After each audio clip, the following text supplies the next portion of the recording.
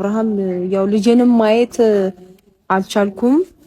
ላይውም ሲሄድ እሷም አመናጭቃኝ ውሃ ደፍታብኝ ውጣ ከዚህ ለምን መጣህ ብላ ገፍታትራኝ ነው በጓደኞቹ ፊት ዝቅ አድርጋ እንትን ያለችው እና ስለዚህ ምን አረጋለሁ እዚህ ኢትዮጵያ ውስጥ ቁጭ ብዬ ምን አረጋለሁ? ልጄንም ማየት ከለከለችኝ፣ እሷንም ላያት ሲሄድ ከከለከለችኝ ምን አደርጋለሁ ብሎ ወደ ውጭ ሊሄድ ነውና እባክሽን ምንድነው የምትይው አንቺ ብሎ ደወለልኝና አወራኝ።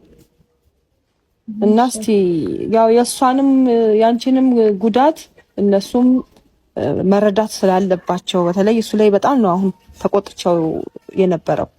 እናንተ ጋርም ጥፋት አለ። እሱ ሲያጠፋ ዝም እያላችሁ የሆነ ነገር ሲወስን ደግሞ መታችሁ እንደገና እዚህ እንትን ትላላችሁ። ብዙ አተካሮ እዚህ ግቢ ድረስ መተው ሲፈጥሩ የዛን ሰዓት ለምንድን ነው ማታስቆሙት?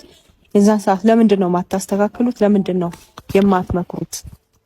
የሆነ ውሳኔ ደግሞ ሲወስን የሆነ ነገር ውስጥ እንትን ሲል ደግሞ መታችሁ እዚህ ጋር እንደ መልካም ሰው ልታስተካክሉና ልትመክሩ እንትን ትላላችሁ ብዬ በጣም እሱ ላይ በጣም ነው የወረድኩበት። ዛሬ በጣም ከመናገሬም ራሱ ዱላ ይሻለኛል ሳይል አይቀርም በውስጡ ይሁሉ ከምትናገሪም ብትመችኝ ይሻለኛል አይነት ነገር ውስጡ ላይ ስረዳው ማለት ነውና እና በጣም ነው የወረድኩበት። ደስ ያለ ማስፈቀድ በጣም ነው የተቆጣሁት። እና ሩዬ ምን እንዳረግ ነው የፈለጋችሁት?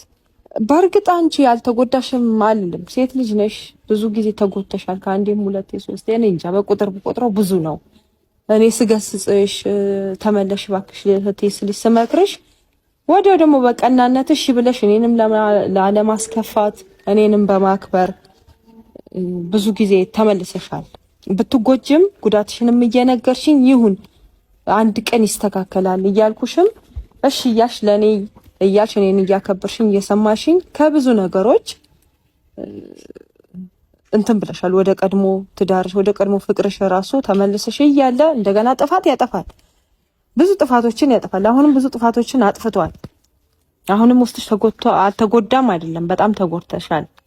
አሁን ደግሞ እሱ ደግሞ ምንድነው በእሱ አማካኝነት እንትን ያለው ልጄን ላይ ስመጣ በጣም ያበሳጨችኝ፣ በጓደኞቼ ፊት እያበሻቀጠችኝ ጭራሽ ውሃ ደፋችብኝ እና ልጄንም ካላየው እሷንም ገብቼ እንድጠይቃት ካልፈቀደችልኝ ምን አማራጭ አለኝ? እኔም በቃ ሀገር ለቅቄ ልሂድ ብሏ ሲለኝ ይሄን ነገር እንዴት እሺ አሁን ማለት አንቺ ልንጣቶ በሱም በኩል ምናምን ይሄ ነገር እንዲደረግ የፈለገው ልጁን እንዲያይ ነበር አይደለ?